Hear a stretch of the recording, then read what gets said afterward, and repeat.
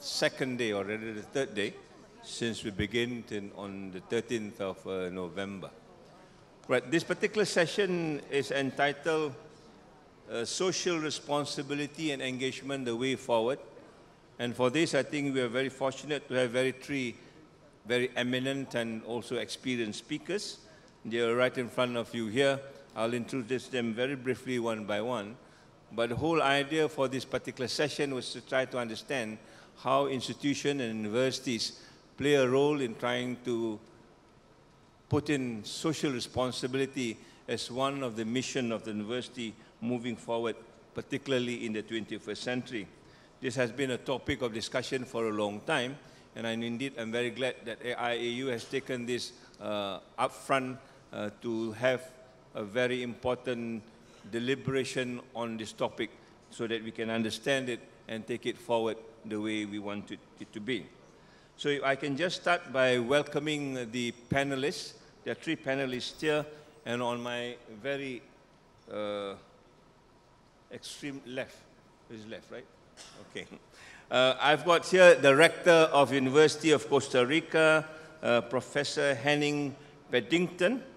He has been the rector since the 2012, studied psychology and philosophy at the University of Freiburg in Germany, and since 1981 occupied a tenure position in the university in the field of clinical and development psychology. He's also been the president of the Psychologist Board of his country, head of the Psychological Research Institute, dean of the School of Social Sciences and Research, provost. He's currently also the president of UDUAL, the largest association of universities in Latin America and the Caribbean. He has published in most of the mainstream scientific journals of his field on the topic of clinical psychology, social psychology, developmental and transcultural psychology, and critical theory. His main focus as a rector has been reinforcing internationalization, strengthening in regional cooperation, and promoting inclusion as well as access to higher education. Costa Rica is well known for sustainable development. Costa Rica is also well known in the areas of social responsibility, and I would welcome Professor Pennington to this particular session. I will introduce them and I'll get you into this. Yeah? The second lady in the center, I think, needs no introduction. She is the president of IAU, the first lady to hold this position after 60 years of existence. So thank you very much, Pen, for this.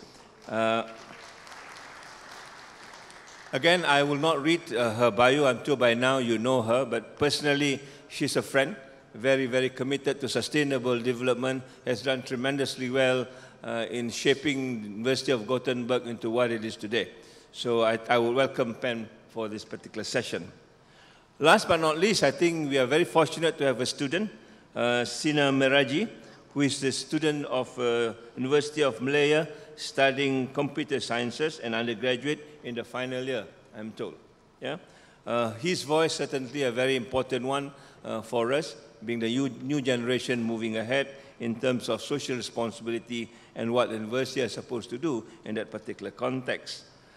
Sina, as I've mentioned, is a computer science undergraduate, majoring in artificial intelligence in the University of Malaya, born into the academic family in Iran, and Sina is an education idealist and has a definite optimist with a side passion for the building and testing of little blocks of human life. I would like to understand that a little bit more.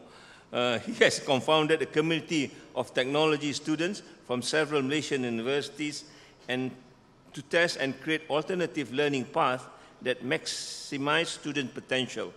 Sina is driven by his dream of creating the world's next education system, a system tailored for individuals where every student can be the best she or he possibly can.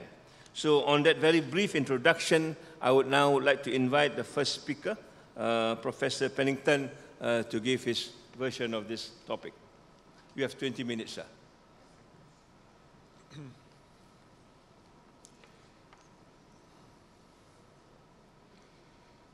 Thank you very much, Sul, for the kind introduction.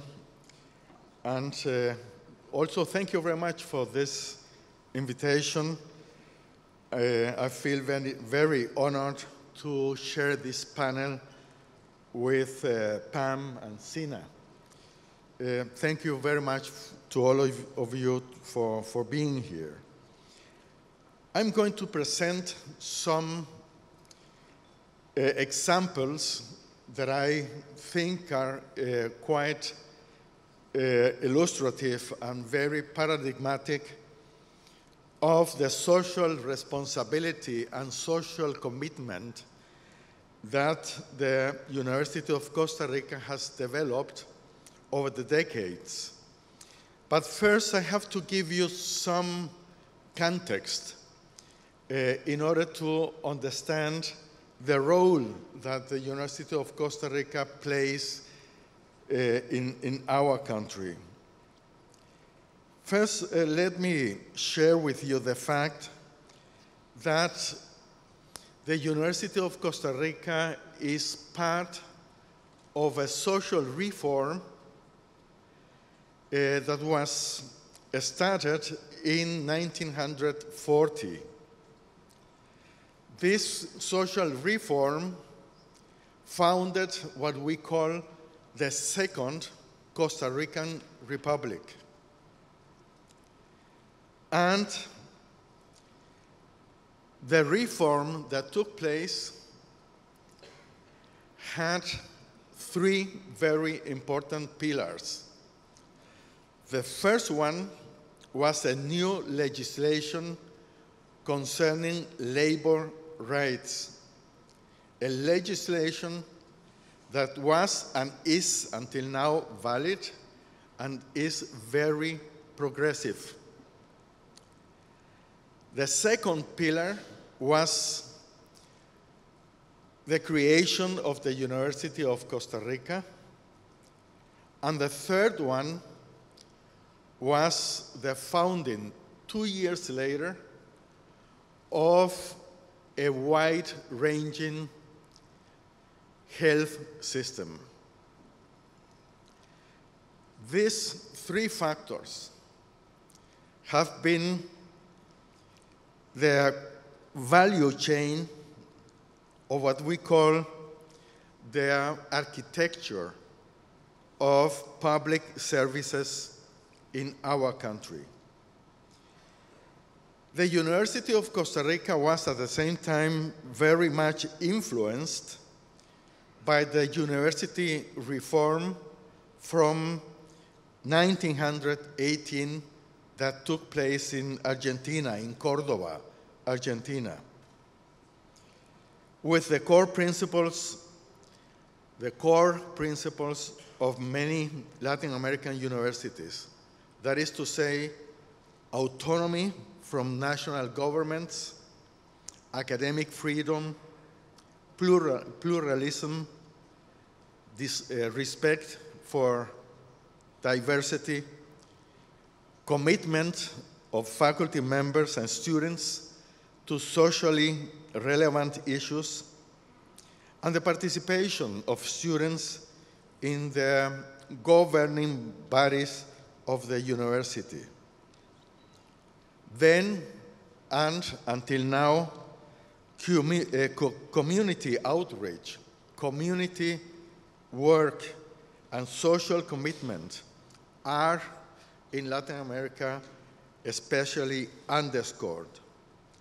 But I have to say that this social commitment is not to be understood as a simple projection of the university to society. It is more than a simple outreach or simple projection. What we seek in our social commitment and the projects that we think out and that we carry out is what we call a political alliance that brings together a dialogical relationship between the community, society, and the university. It is a dialogue in which both parts, both participating agents, the university and the society, are subject to change.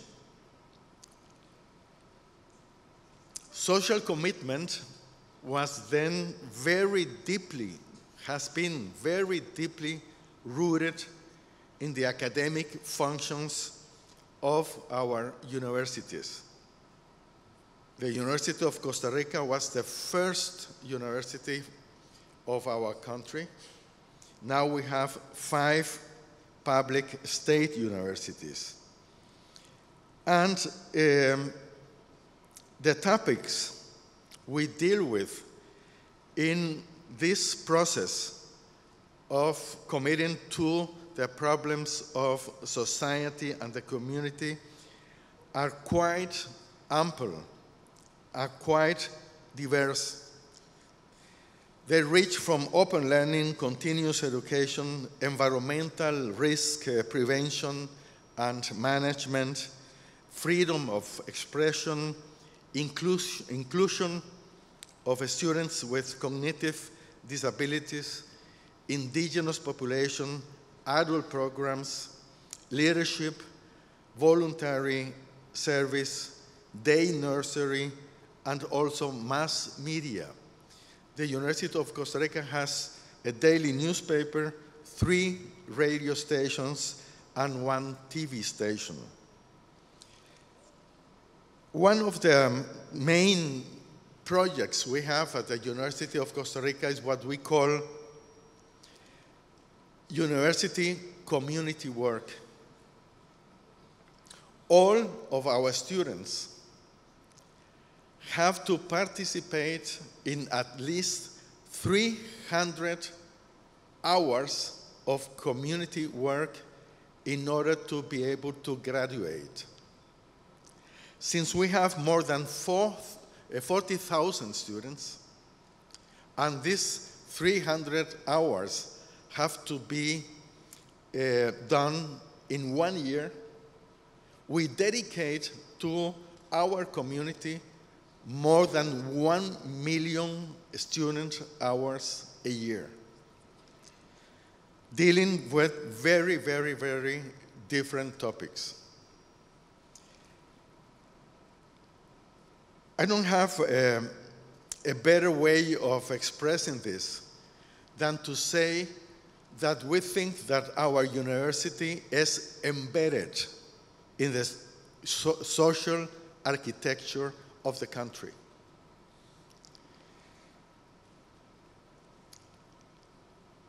All academic departments have to appoint faculty members in order to develop these projects dealing with community work. It is, as I said, a graduation requirement. In broad terms, this community work seeks to sensitize and develop social and critical awareness. Our students and faculty members have to collaborate with the communities in the identification of their own problems, and together, it is not in one direction, together in a dialogical process. We have to develop solutions where groups and populations are empowered and participate actively. I have to tell you that some of the projects that we developed can become politically quite problematical. Since Costa Rica is a country with a very high level of environmental engagement, our students and faculty members deal with some topics that can be very, very actual. I can tell you one that at this moment is being very much discussed in Costa Rica, and it is the contamination of water, of watersheds and water fountains through the pesticides that are used in pineapple growing, in pineapple production.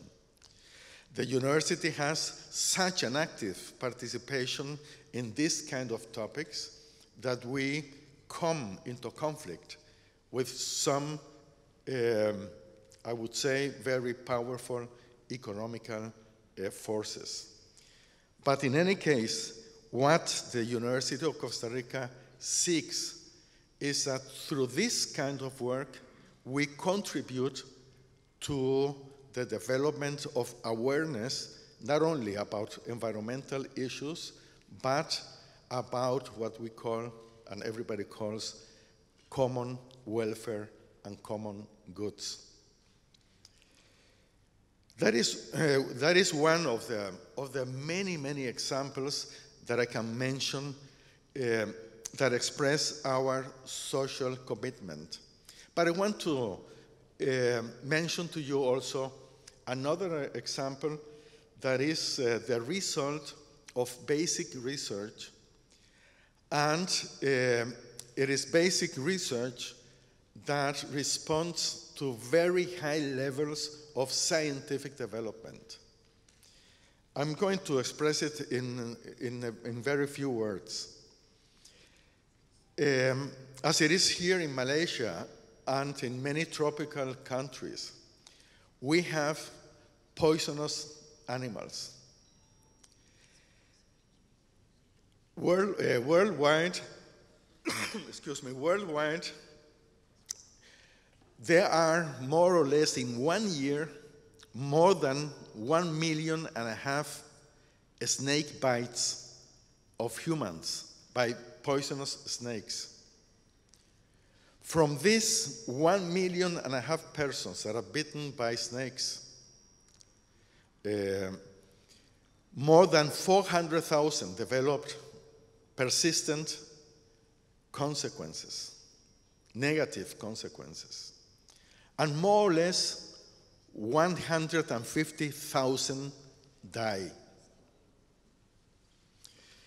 In many countries of the world, no antivenoms have been developed. And this is a disease, it is a medical condition that has been declared as a neglected disease by the World Health Organization.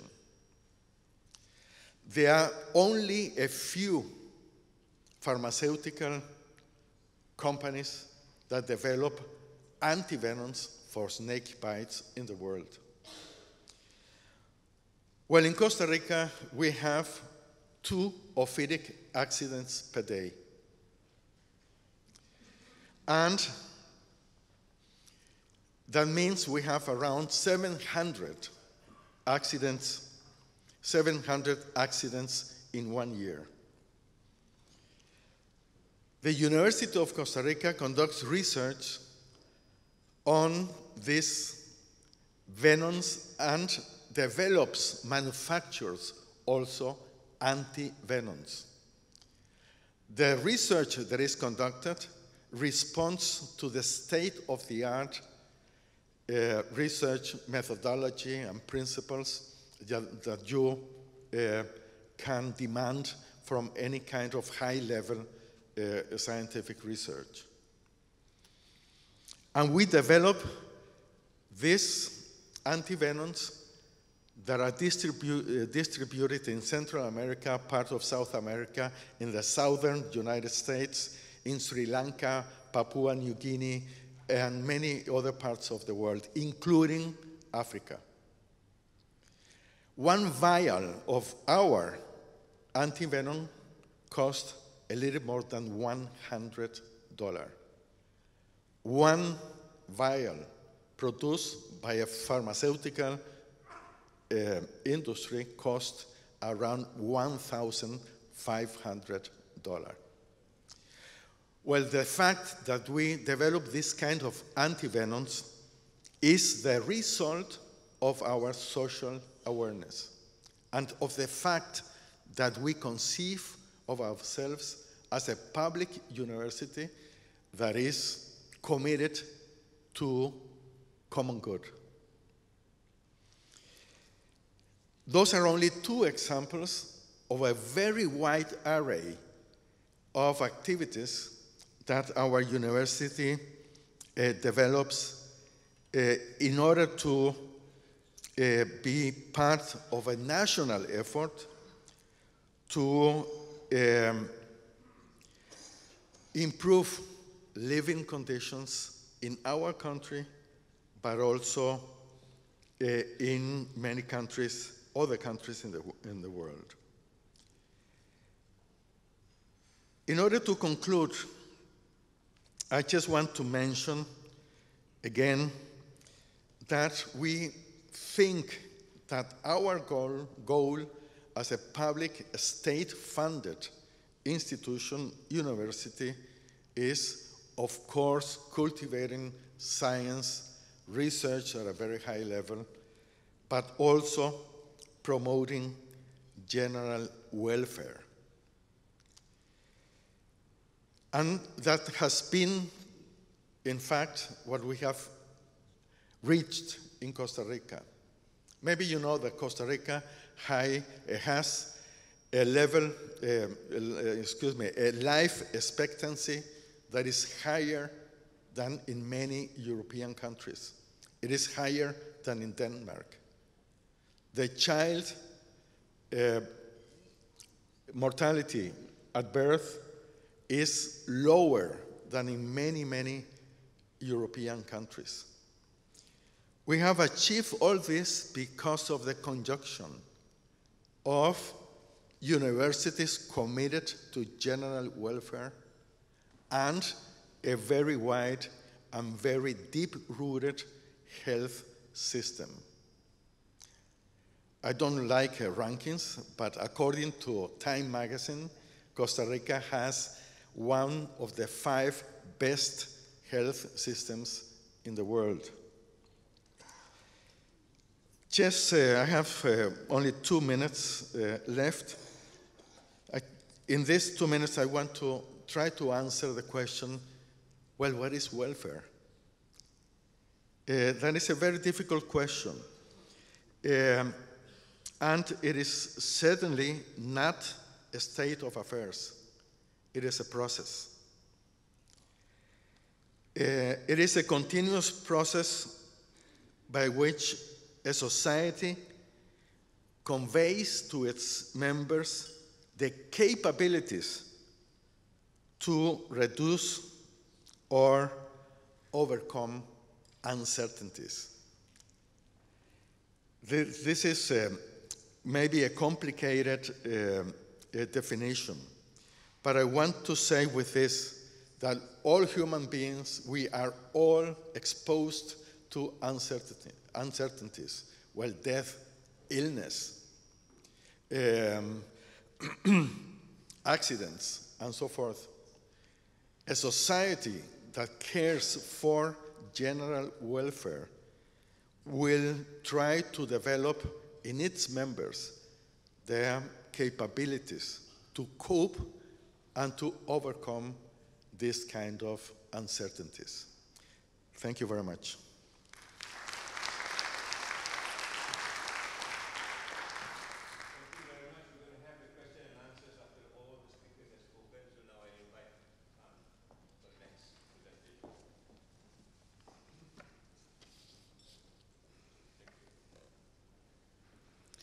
So, good morning, and I'm very happy to be in this session and to talk. I had a speech from the beginning, but I have changed that all over because you are getting so many impressions during the days of the conferences. And so I would like to make some examples from Sweden and from my own university, but I would also like to lift the picture, and this is very much my own views on how I see things. The complexity of the topic we have here is apparent. There is no one answer how to deal with this. There are activity differences, cultural differences, local differences, sector diversity. And one thing that came to my mind yesterday, and was in one session, we are starting from different points. We just heard the quite long tradition in Costa Rica. And I would say that in Sweden, we do have a long tradition of working together with the public sector and the business sector. We also have public funding for research, and we have public funding for higher education, which makes another starting point for us, as for many others, I realize. I believe that the Agenda 2030 and the SDGs is really the platform for us to go forward. It also will give legitimacy for what we're working. And as someone said yesterday, why is this important? Yes, it has been signed by most of the countries around the world. Also, the key role of the higher educations and research, the awareness of the importance and the key role is increasing, and even UN had a high-level meeting on this. For getting the Sustainable Development Goals we have also to work with societal responsibility and cooperation. And that includes both research and educations. And I see that it's important, and which has been lifted many examples here, on local activities. But those local activities has to have a global perspective. The SDGs is not something for a local environment. It is something that might affect other regional areas. I will give one example how the local community can work, and that is in the city of Gothenburg, where I am from. The environmental perspective has been there for many years, and I know that international delegations are coming there to see what's going on. One project I would like to mention is that the city of Gothenburg, together with the car and bus industry, we have some big industries in our city, and the universities are creating living labs. And one of those are electric buses. And the electric buses has now been running for some years, and that incorporate also research and students and master programs connected from humanities, from social science, not only technology, even the performing arts faculties is involved in this project. And I think that's a good example, because in this case, also the city takes responsibility for all the infrastructure which is needed to provoke to these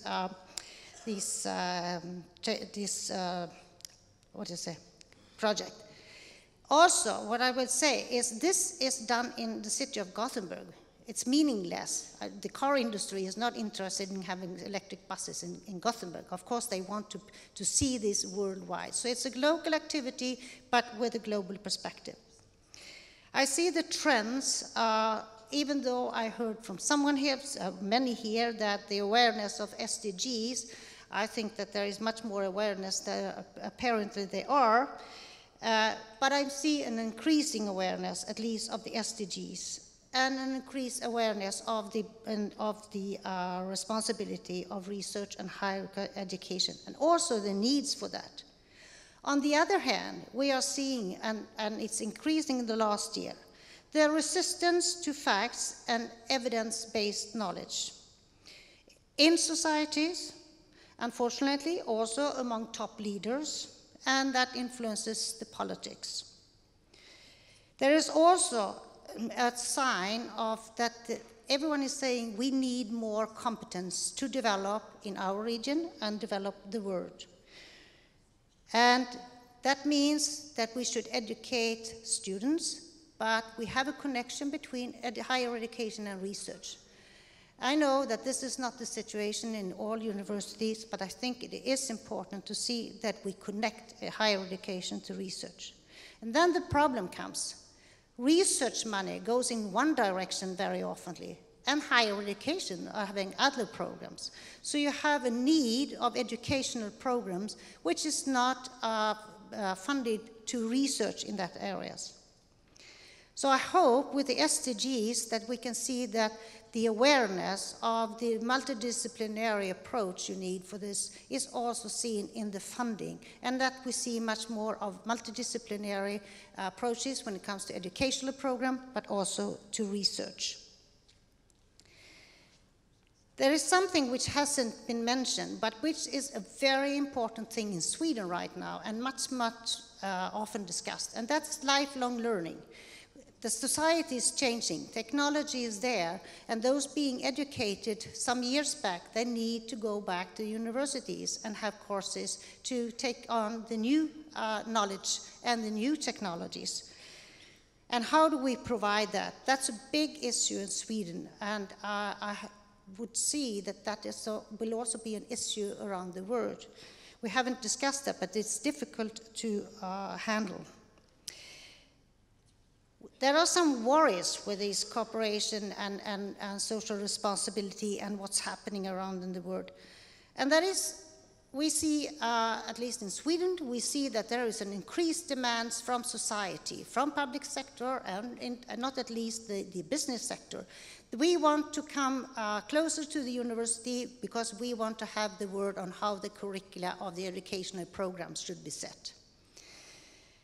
They look into education of students for today's working employment market or job market, but they don't see the importance of higher education bringing something else, and I will come back to that. We also see when it comes to the research integrity. Although we have been working with business sector for many years in Sweden, we have been working also with the public sector, I have not, as a researcher, faced any problems with that. But now we see a movement, whether that is due to that the companies becomes more international and they have different influences. But I'm worried to say that I can see that there are contracts being written between universities and business sector, which includes that they have the right to say whether the results should be published or not. And that is not okay for the higher education institutions in my mind. There is also examples on how to hide the results because the universities are open. The companies open new clouds in which the researcher sends all their data. So if you have a scientific journal or anyone else trying to look in what's going on, it's gone, it's not there. Positive, I think that there is a lot of things to do together, and I will give a Swedish example again, and that is in the healthcare. We have a long tradition of working together with the hospitals and the healthcare system. We have exchange of students, we have exchange of staff, joint positions. We also have PhD positions jointly, and that has worked very well, I would say. And I think that's one of the best things to learn from each other. Recently, we started a project where the hospital and the pharmaceutical industry and the academy got together and started a scientific program to improve and have all sectors there. And there is a lot of postdoc changes, students and faculties involved in that. And I see that as a good example.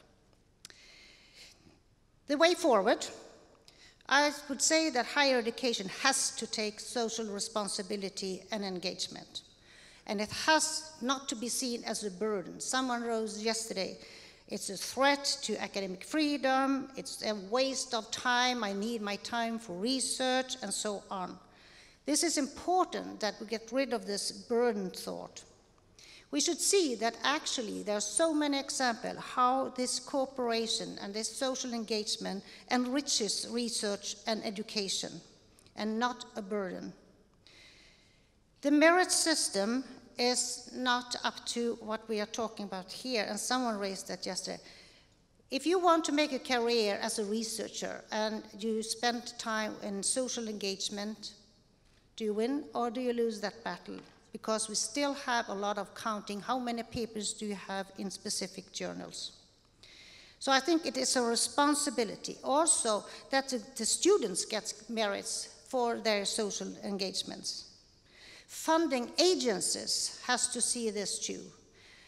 My experience from funding agencies is that they would like to see the person funded to use 100% of their time to do research.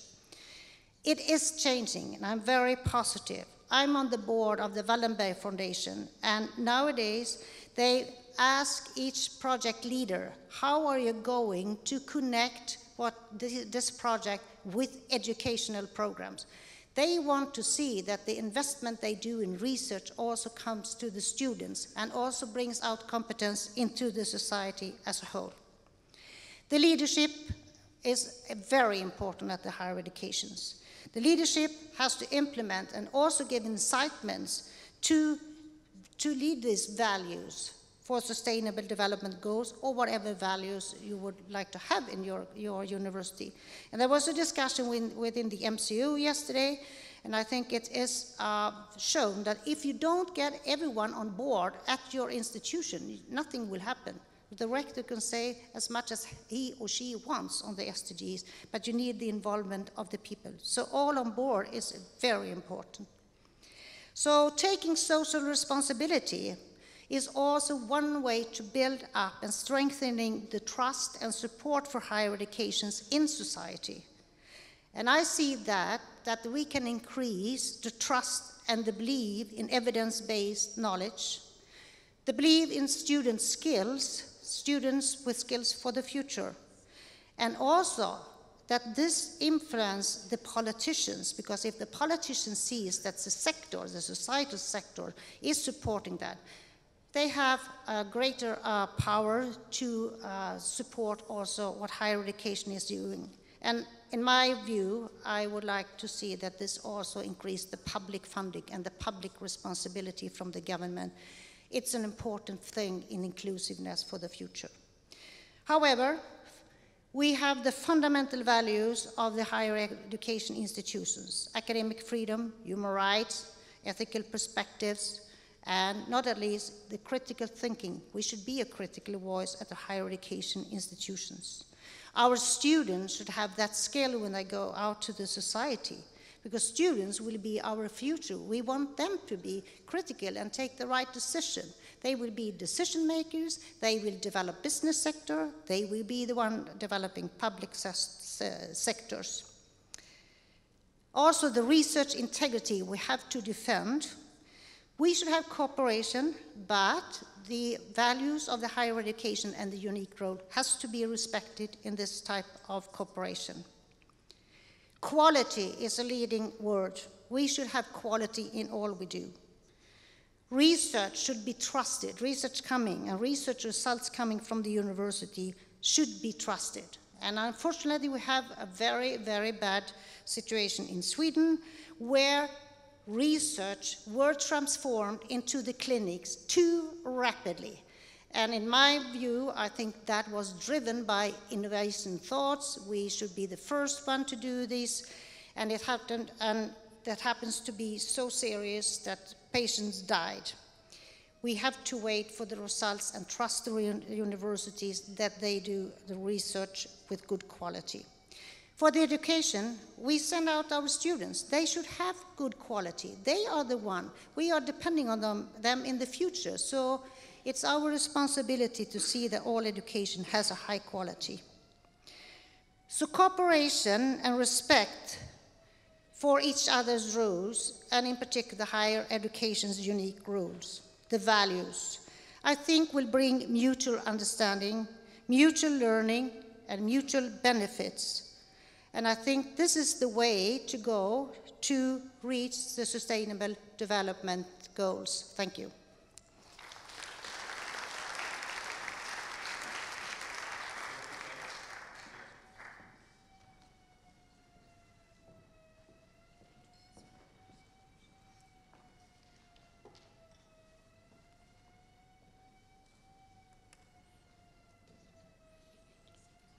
Am I going to see my slides here? Do I control it or? do I control my slides going next? So I'm controlling, right? There. You just open. Okay. There is. Got it. Good morning, everyone. I'm so honored to be here today. Before I start my presentation, I want to thank University of Malaya for giving me this chance. When I was looking at the list of participants here yesterday, and I took a picture and sent it to my mother, you can see all the names and the titles. You have deans, deputy deans, rectors, and then you have students, you have me. And my mother is a teacher. She studied Masters of Teaching of Thinking, and she recognized some of the names, and she's like, I used to read these people's research paper. What are you going to say? I'm like, so, and I know the pressure, so I hope that in the next 15 minutes I can add value to you by sharing my perspective as a student in this same context. The way I'm organizing my talk today is I'm going to start off by telling you a little bit about myself for context. I'm going to tell you about the student initiative in University of Malaya that I was blessed to be part of, and that is very much relevant to this topic and this conference. And I want to share my opinion about the way forward. And I'm also recommending 2 books, not 3, and 1 podcast, which I think you will really benefit from. And I think higher education will benefit from if you read those 2 books. So I'm going to start by telling about me a little bit. I was born in 1995 in Iran. I've been living in Malaysia for the past 8 years. I'm 23. In 2015, I applied for 2 courses at the University of Malaya. I was allowed to do that, so I tried. And the first one was Artificial Intelligence at Faculty of Computer Science, and the second one was Sports Management at Faculty of Sports Science.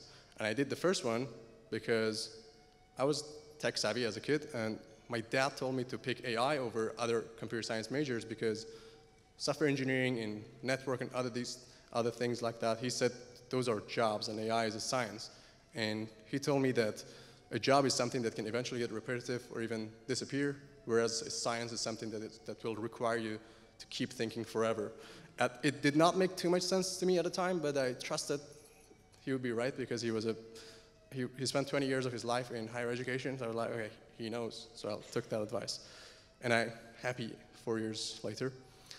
And I applied at the time for sports science because I came from an athletic background, and I was really passionate about sports coaching, and I was extremely interested in the concept of growth and competition in the context of sports. And even today, when I think about growth, when I think about competition in the context of education, all of my definitions are taken from sports. I believe that just like football, when you're competing with yourself to beat your own record, but you're working as a team, we need the same thing in education. I'm going to talk more about it later.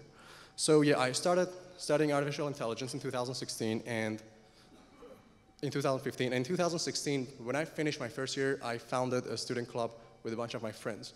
We had a lot of industry mentors, and we still do. And one of them said, "You guys built a mini university in your university." And today I'm going to be talking about that.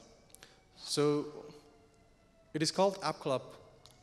There was a point in our first year when my friends and I kept joining a lot of hackathons and technology competitions, especially international ones. And this was where we met a lot of other people from a lot of different universities across the world, both in Malaysia and Southeast Asia, and we met people from New York University and here and there. And we realized we were all unhappy about one common thing. And that was the fact that regardless of which university we were coming from, we were all spending more time getting good grades than actually thinking about a lot of things that mattered. And at some point, it didn't feel right because it felt really disconnected.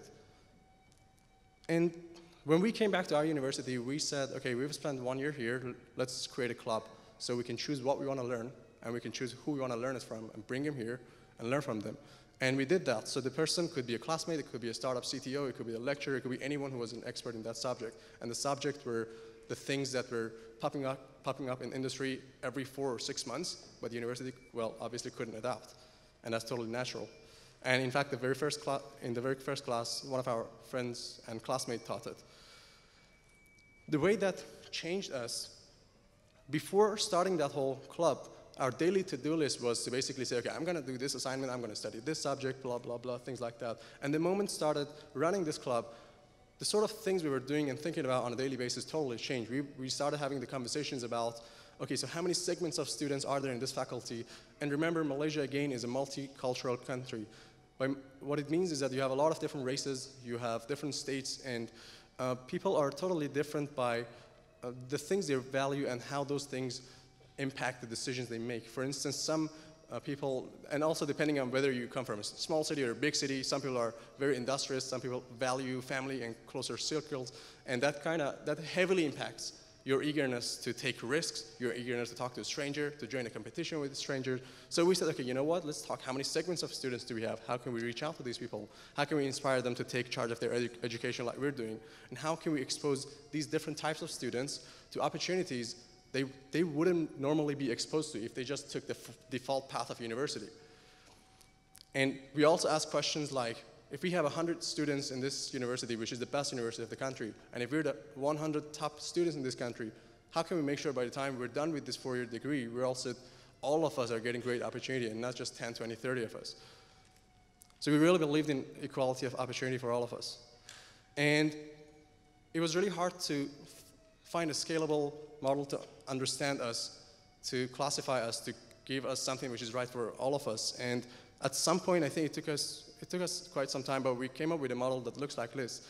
And I'm really proud of this because it is something that is extremely personalized, and when you look at it, at the very bottom you have a cautious state. And we came up with this after thinking a lot about ourselves and our friends, and came up with this model, and we believe it was applicable to all of us.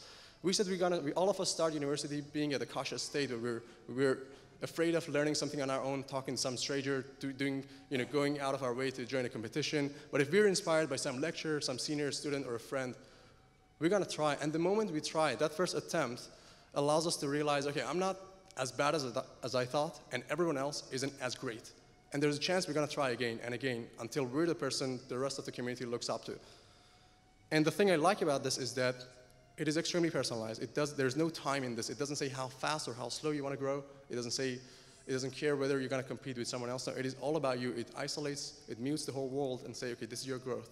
And then it gives us the question, how do we push ourselves and our friends upwards to go from a cautious state to an inspirational state? Now I want to go back to social engagement. How does this fit into that bigger picture? I think, I strongly believe when students deeply engage and solve problems at any scale, it could be the scale of classroom, it could be the scale of faculty or the campus, they develop skills and thinking patterns and leadership capacity and stress tolerance that is not just transferable to society, to their life in society, but also scalable. This is the way I imagine it, and it's just my mental model, the way I think about it, that I think that the moment your universe grows, if you have spent your whole time trying to be at the core of problem solving in that little scale, then the moment your society is growing, that school becomes university, university becomes society, there's a high chance you're also scaling with it as well, and your capability to think and to solve hard problems are scaling as well. And I think about this way because from the age of 9 to 18, I ran for student election in my school. In my country, the moment you're 9-year-old, that's the time they say you can be trusted to lead people because you've known how to read and write for 1 year, which is cute, but also nice. So for 9 years, I ran for a student election. I wasn't always the top guy, but I was always elected. So that's 9 years of just thinking, how's my school getting better? Maybe it's not serious, but the skills scale. And then my university, same thing. In my football team, I'm the captain. And I like to think that I'm developing the skills that will enable me to also think about some of these hard problems at scale in society. And to the contrary, if you stay away from thinking about these hard problems at your scale, in the scale of your classroom, if you see them, you ignore them, you leave it to someone else, as that universe grows, I think it's safe to say that you're also getting further and further from caring about doing anything about it. So the way forward, when I think about it in the short term, is that, in my opinion, there are too many social problems in the world for each of us to care about, and our attention span is getting shorter and shorter and shorter, for my generation especially. And our empathy is really limited by the number of hours in our days and the amount of capital we have. And also, we have built an entire higher education system based on totally individualistic notions such as, yeah, students' ultimate goal at university is to get a job or get a good grade or publish X number of papers with Y citation. These are very individualistic goals that we've set. And in my humble opinion, if we have this system and these realities and our limited attention span and our limited capital and everything as individuals, and we still want to sort of move toward sense of social responsibility, I think we need to encourage people to care about the problems that affect them first and empower them to take charge of problem solving. Maybe there are a lot of problems that don't directly affect my life, but if there's some problem that I can face and my friends can face and my family are being affected by, then I need to think about that. This was the same slide. And there's a quote that, so when I used to feel bad about feeling that way because I thought it was careless, but until I saw this quote, which said, we're not on a journey to save the world, but to save ourselves. But in doing that, we save the world. The influence of a vital person vitalizes. This is a quote by Joseph Campbell, and I think it's very powerful. I think it's very powerful. The way forward, that was short term. In the long run, I genuinely think, this is my humble opinion, that we need to build world's next education system sometime in the next 30 years. And that must be a system tailored for individuals where each person gets to compete with himself or herself to be the best he or she can possibly be, rather than competing with other people and getting compared with them. When we stop competing with each other, excuse me, we can start working together. What that means, to just get the picture, that means one education system per person. And we've never been able to even imagine this because a human teacher cannot possibly get to know every student so well in the course of a year to give them what's right for them. But we have technology today. We have artificial intelligence that is really increasing the height of our ambition and dreams. So I don't see why we shouldn't be considering that sort of education. And in other words, when you know everything about everyone, I believe, and I'm seeing it today because I study artificial intelligence, you can give them the education or anything that is right for them. There's a quote by Peter Thiel that secrets are hard but solvable problems, and we should talk about them. It's hard to work toward a radically better future if you don't believe in secrets. I really believe in solving hard problems, and I think that solving this education problem is one of the hardest problems of our time, and I'm really committed to working on it. I want to recommend 2 books. There's the first one, which is called Solving Tough Problems, and the next one is 0 to 1 by Peter Thiel. And if you can only read one of these, please read 0 to 1. It is a book written by a technology person, a billionaire, some of you might have read. He's the co-founder of PayPal. He talks about future. He talks about creating things that not just improve a system, but radically make it better. And I think that because I'm a technology person, I'm spending most of my time with people who are from technology. And when I come back to school, when I talk to, there's a huge difference in the perspective on how people view change.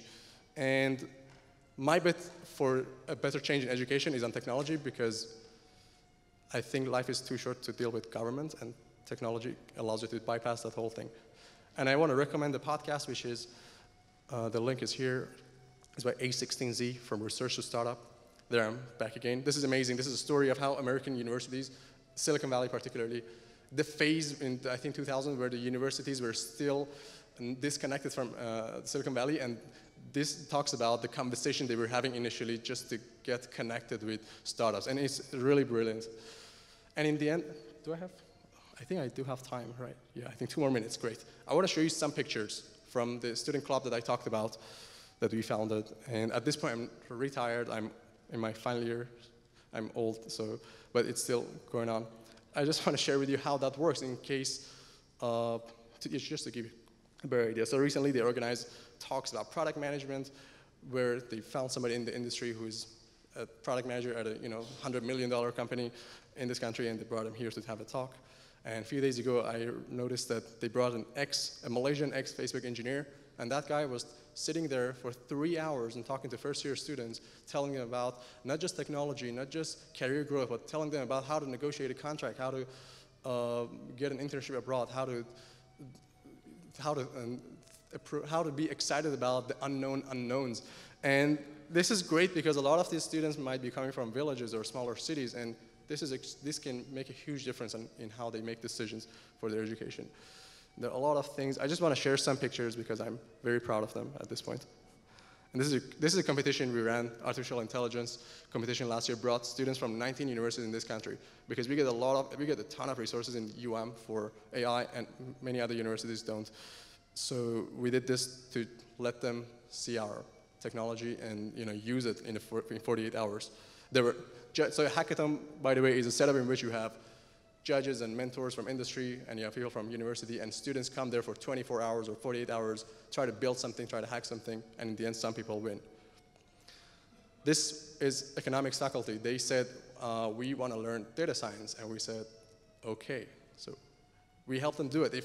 If they wanted to go through university and say, hey, let's organize a data science course for us, it would obviously take so much time, and it's understandable. But for us as students, we can just do it because we know we can help them fast. It's one of our lecturers, Dr. Aznol, who's been our advisor, and this was an Android course. This was the first one that we had. And this is the sort of thing we publish on social media. And one of our leaders today, which is here, Aliyah is here today, in case any of you are interested to connect your technologies and communities to ours, feel free to talk to her. This is the end of my presentation. If you'd like to connect, please do. Thank you so much for your attention.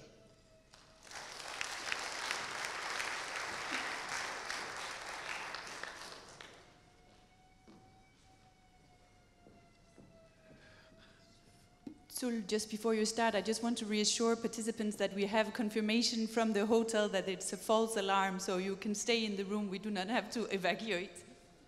Thank you for that announcement. Thank you to all the three speakers, I think, first of all, for keeping up to time. Secondly, I think for the very profound sort of experiences, be it at national or institutional, and even at a very personal level. So we have got here another half an hour, thereabout, for you to ask questions and also to involve in some interjections or other counter suggestions that you may have. So I would like to invite you to use the mic, identify yourself, direct your questions to whoever you want, and please anyone who wants to start the ball rolling.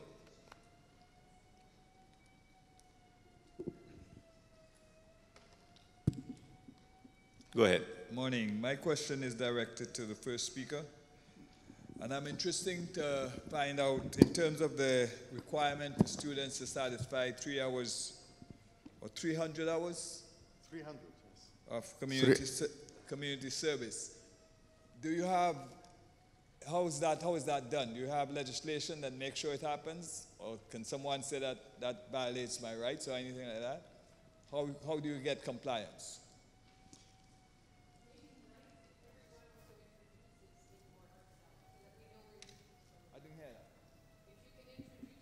Oh, sorry.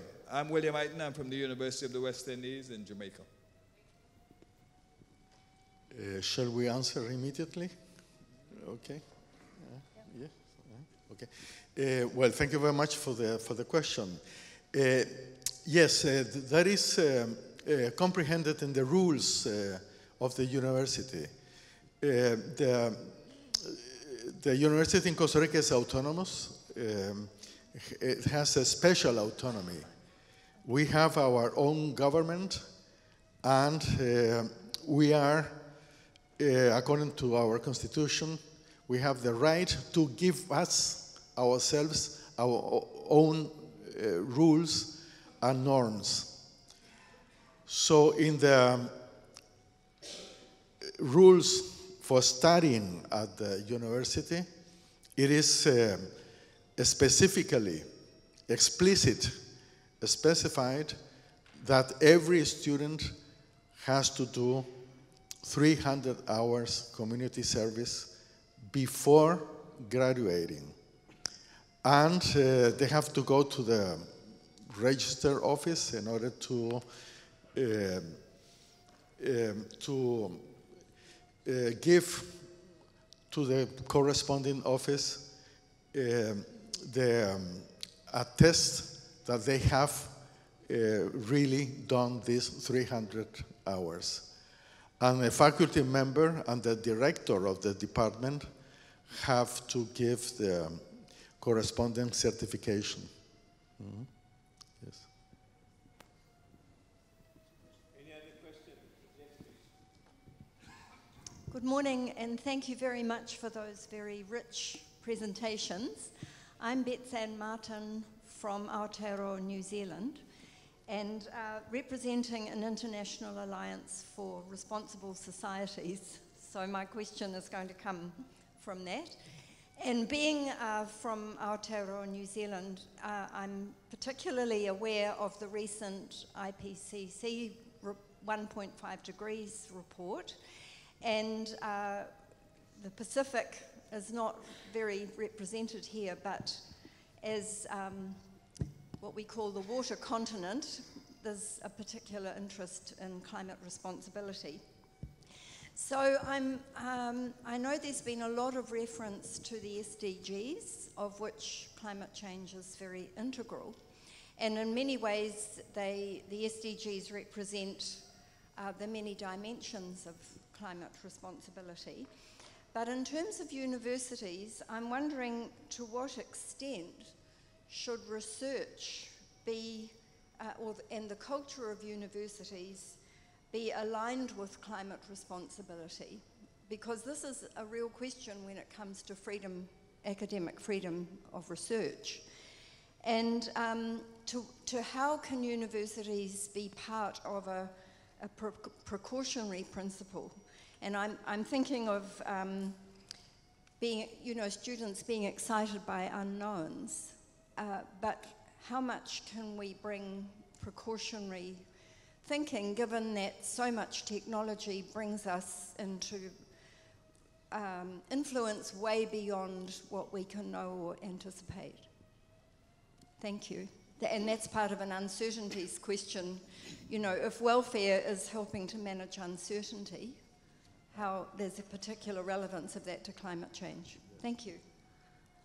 If I could start, I think that what you're saying, it has to be clear that, of course, the higher education institutions should not do research specifically to topic, because we do have knowledge coming out from basic research, and you don't know what impact that will have. So, but on the other hand, I think what you can do, and what is being done by researchers nowadays, is that they see how could my research also fit into the Sustainable Development Goals? What can I provide for a better future?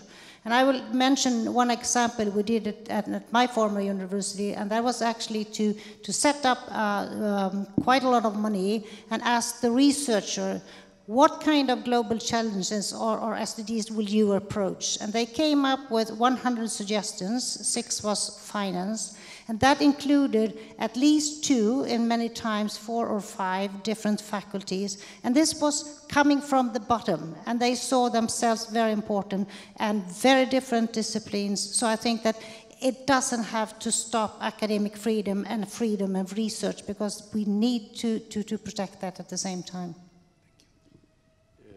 I would like to comment on that also. As a matter of fact, Costa Rica was the first country as a government that endorsed the 2030 agenda. And the presidency of the country called all institutions that can contribute to the SDGs. And the University of Costa Rica was, of course, very prone to participate in this call made by the presidency. Nothing was imposed on the research that is conducted, but what I have done is that I have appointed 2 persons at the rectory who give support to those initiatives that are related to the SDGs. And in this way, we hope that we can articulate what we are doing anyway with the SDGs and the 2030 agenda. So far, it has been a very productive process, and we are prone to contribute very intensively in this way. We are very much committed to that.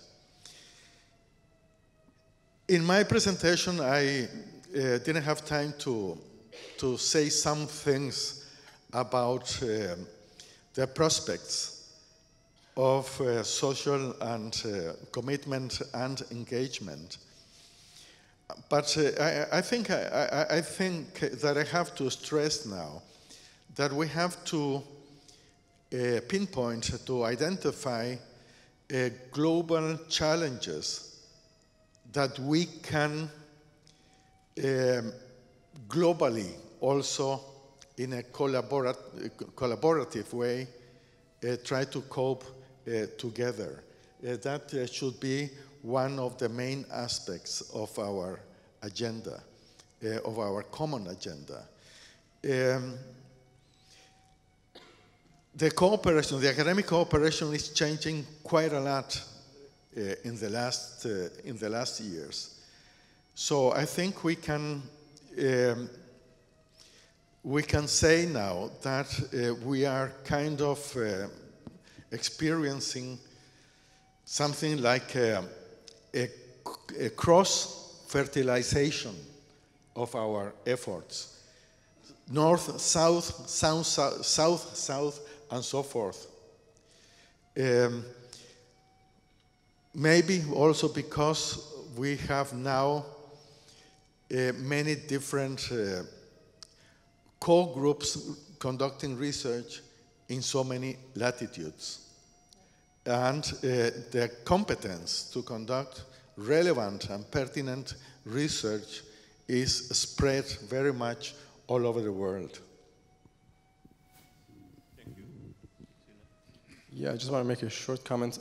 When I think about climate change, because look, I'm a 23-year-old student, and of course in our university we do have a lot of initiatives that require us to care about climate change, and we can do it when we are needed to, but when that thing is done, we really can't, because I think the way we have designed our societies, we've designed our societies in a way that all of you are busier than me, but as a student, when I look at my calendar, I don't know where to fit climate there. I know this sounds very irresponsible as a person to say this, that I can't care about climate change on a daily basis, but the truth is, this is the sort of society we've built. Look, so I think it's very hard for people to care. The only ways that come to my mind that these can change, that we can have like masses of people taking action and caring about this, very realistically, is the bad case scenario is if something horrible happens that hundreds of millions of people are affected, then everyone's going to care.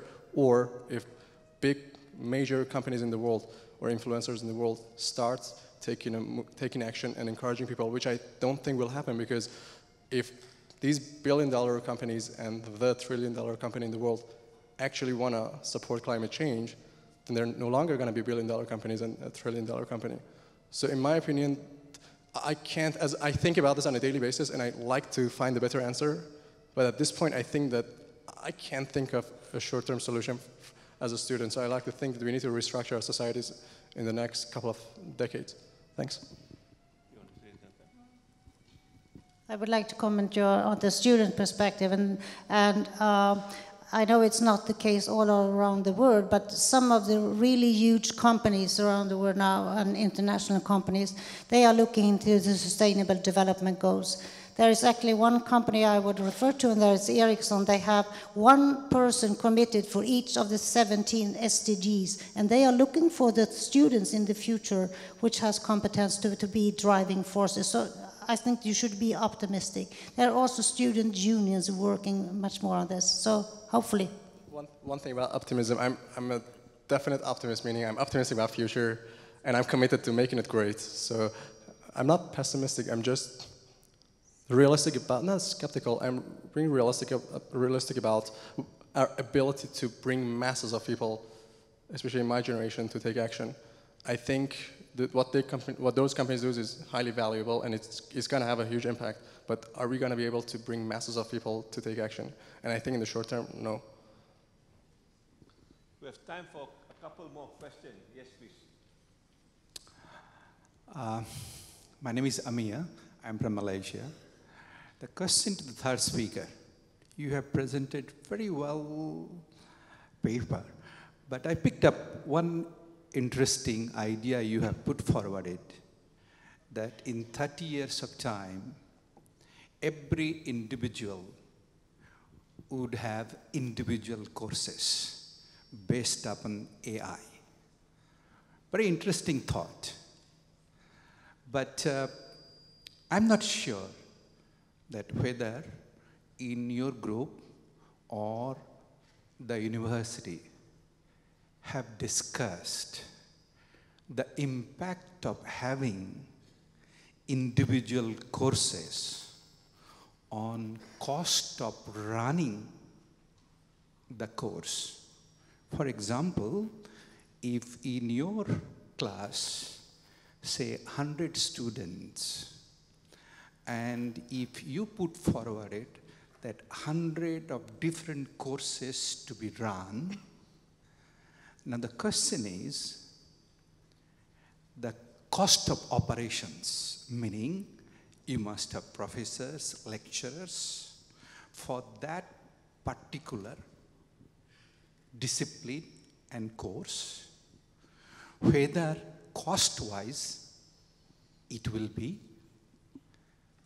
number one. Then we have to obtain approvals from the authorities as well. So, and when you go to the authorities in Malaysia, I'm not sure whether you are or not, any program you need to get it approval from Ministry of Education, you must conduct market survey. So when you go to market survey and you are proposing 100 students, 100 courses, the ministry will automatically catch the university authorities. Hey, hello, my friend. You have only one student for these courses and you are proposing this. How would you justify? So these are just a thought process, but you have a fantastic idea. I can explain. I can justify easily, really, because I think it's a great question. I mean, it is the question to ask when somebody says something as crazy as this, right? So thank you for asking that. But here's the thing. I think when we think about, so 30 years from now, it's going to be, if I'm not mistaken, 2050, say. When we think about 2050, I think we shouldn't think by the standards of 2018. So Ministry of Education, professor, all these things, this is 2018. And also I didn't say that I think by I didn't say in 30 years we would have the system. I said I want to have that system. So that's how I think it should be. And so how would we approach, so let's talk about the things you mentioned. One is creation and curation of these content, you know, who's gonna make it. The thing is, I have a classmate whose final year project at university is creating an AI that summarizes economics papers. So content generation is not something which is hard to imagine for people. My own final year project is creating AI that classifies students in different clusters based on their learning style when going through their data, and based on that, it recommends the right learning path. So the part of, you know, how many professors do we need to hire? 0 in 30 years from now. And the part about certifying these degrees, there are two main trends in technology right now. One is centralization, the other is decentralization. Centralization is AI. You want to have one brain there that is controlling everything, and decentralization, there's blockchain. And briefly, what it does is it creates a way through technology for anyone to be able to certify something without seeing it. And that's a way to build trust at scale. When I talk about 30 years from now, I'm extremely optimistic about all the good things that we should do and we haven't done yet. So I think, yeah, that's my answer. I think we really need to think about future by the standards of future, not today. No, what I'm trying to say, you don't have to answer today. Yeah. It is an evolving situation that you have put forward a very interesting idea, but now we need to develop this idea to interpretation. Absolutely. So when you go back to your classroom, when you talk to your students group, when you talk to your lecturers, come up these thoughts which we are discussing. Sure. See, this is what is happening now. I definitely will. So how do we handle this situation? I definitely will, and I definitely have. And the last thing I want to add to what you're saying is that when you look at the trend, a lot of development of that is something we need to do to figure things out, how to make the technology, how to make this and that, and there's a lot of it which is just the evolution that's happening. When you look at industry, a lot of industries are just dying, and a lot of new industries are evolving. And in my humble opinion, if universities, and this is, I know this for a fact, if universities do not start collecting data and knowledge about students as individuals, in 15 years, I'm very certain universities will be pushed to bankruptcy, because just think about it, 15 years from now, a company like Google or these billion-dollar companies, or at that point trillion-dollar companies, the moment they have data about students and they have money, then where are universities going to fit? So industry is changing and going to a point when things are going to be prepared for personalization, and at the same time technology is growing, and I think these two will eventually intersect at a point that can make that idea not just possible but very probable. Thank you. Thank you. One more question to the first speaker. Okay, just I will leave it here, that you have said 300 hours of community work in your university. 300. Is there any cluster of the community services? Thank you. Okay, thank you. Roger Petrie, University of Regina, Canada. I'm interested in computer science partly because of the hacker culture, which, you know, it emerges with Richard Stallman basically trying to re-embrace the ethics of the university in response to the commercialization of software. And so at its roots, there is this core university set of values in that whole open sharing culture. But I'm interested in particular with computer science in part because of the generation of the hacker culture of new types of artifacts. So if we think of journal publications, which we've been doing for 350 years with the Royal Society, that was a commercial transactional model of knowledge generation, which has had its benefits. But in terms of academic freedom, I think many academics feel bound by that journal metric. And so today we hear about all these types of projects as being the kinds of things academics should be doing. So I guess from a hacker culture perspective, if you wanted to change the way academics were evaluated, so it isn't just based on journals, but it's based on artifacts, things we're producing, which is what sustainable development is all about, what can you tell us as that kind of hacker culture to inform how we should change our metrics for measuring what professors are doing?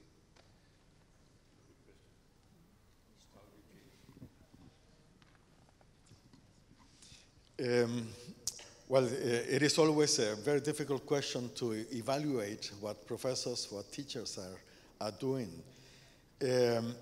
Mostly in institutions that have exactly academic freedom as one of its principles.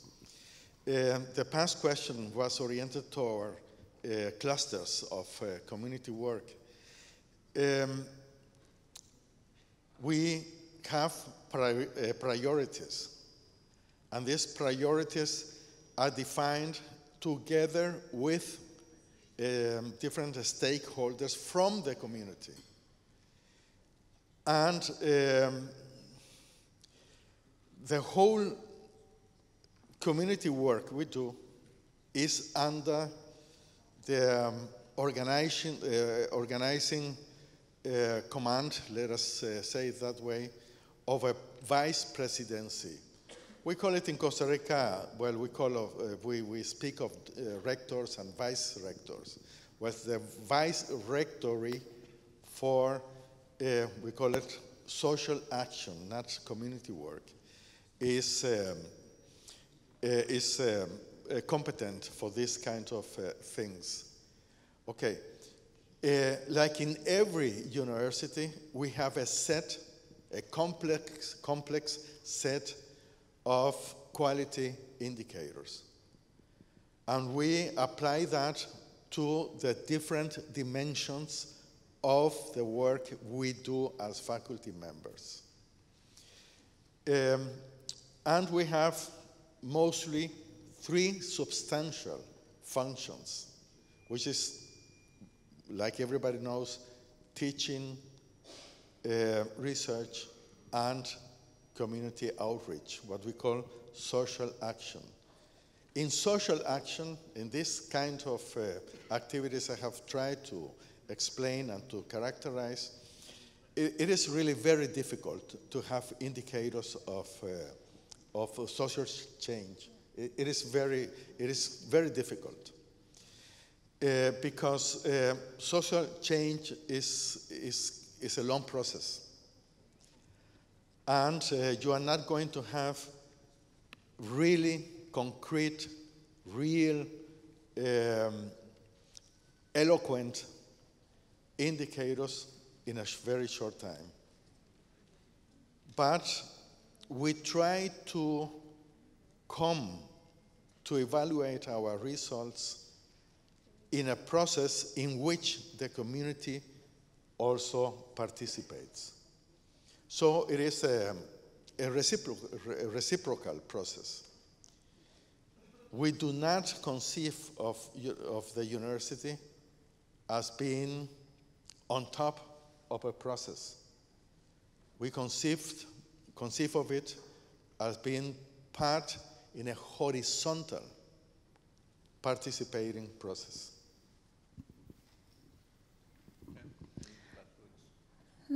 Did I get your question right, that you were worried about the publications and the of the research? Was that correct? I think a lot of academics feel bound in terms of their freedom by being evaluated on a journal-based model as the primary mode of evaluation, which is 350 years old, is based on a commercial model of buying and selling of knowledge. And it seems in the computer world, where the hacker culture talks about generating new types of artifacts that aren't journals, but are actual projects, things. So for me, I'm working in RCE. The RCE is an artifact. It's a structure that is being made that advances sustainable development. But there's no, in terms of our, the freedom to do that, the way the university evaluates on the basis of journals and numbers of publication is seriously binds academics in terms of the freedom to do projects, artifacts that are not journals. And so I guess I was interested in how can the university liberate its academic community by not being bound to a journal-based evaluation model, but by including something else?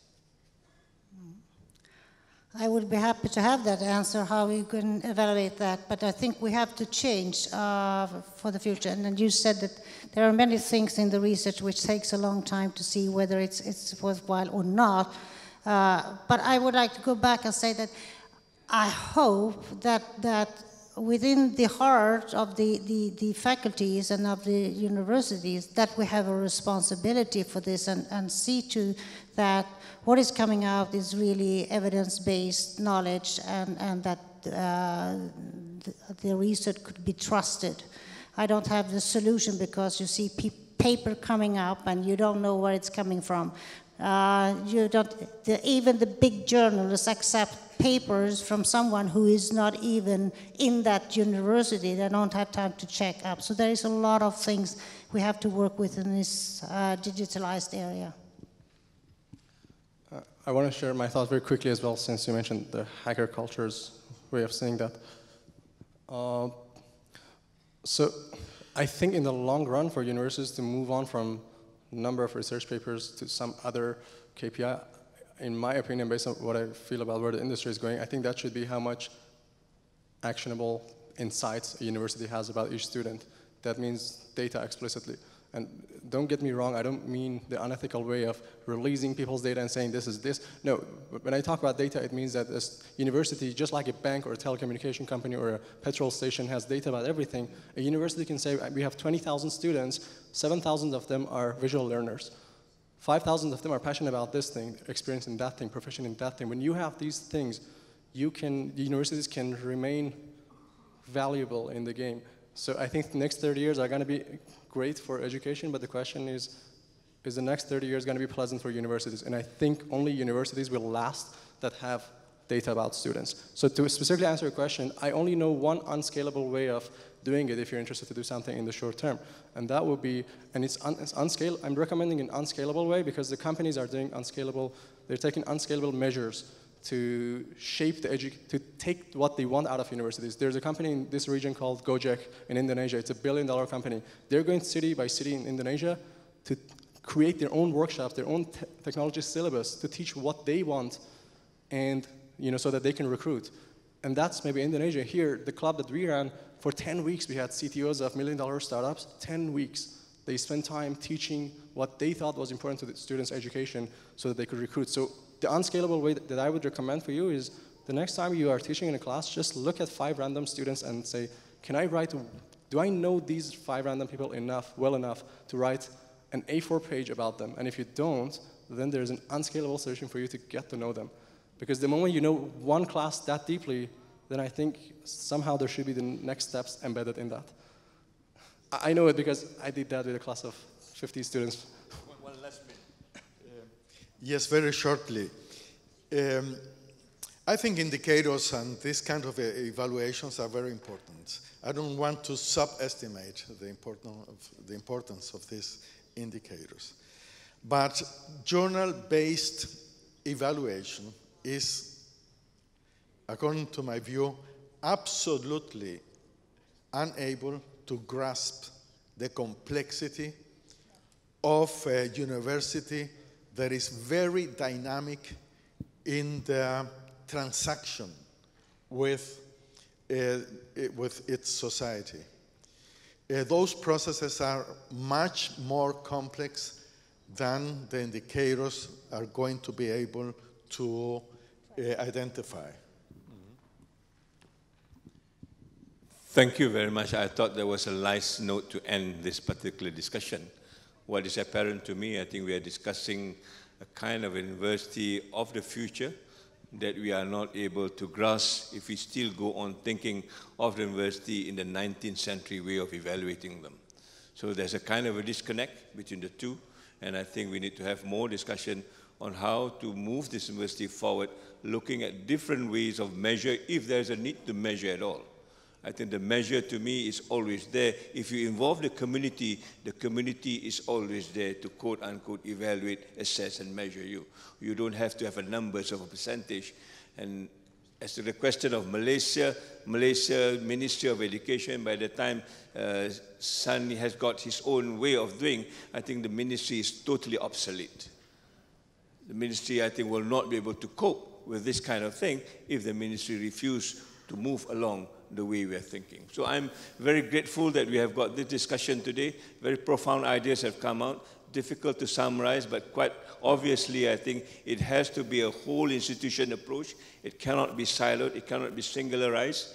It has to be involving what the university ought to be. And I remember old friends like the late David Watson say, you have to go back to what's the purpose of a university. And I think that purpose is something that we have lost. We may need to rediscover it and find out what university is all about in the context of social responsibility.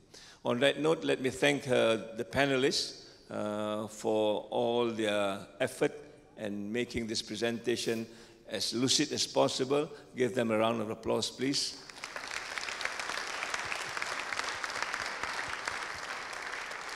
And certainly for all of you who have been here to support this particular session.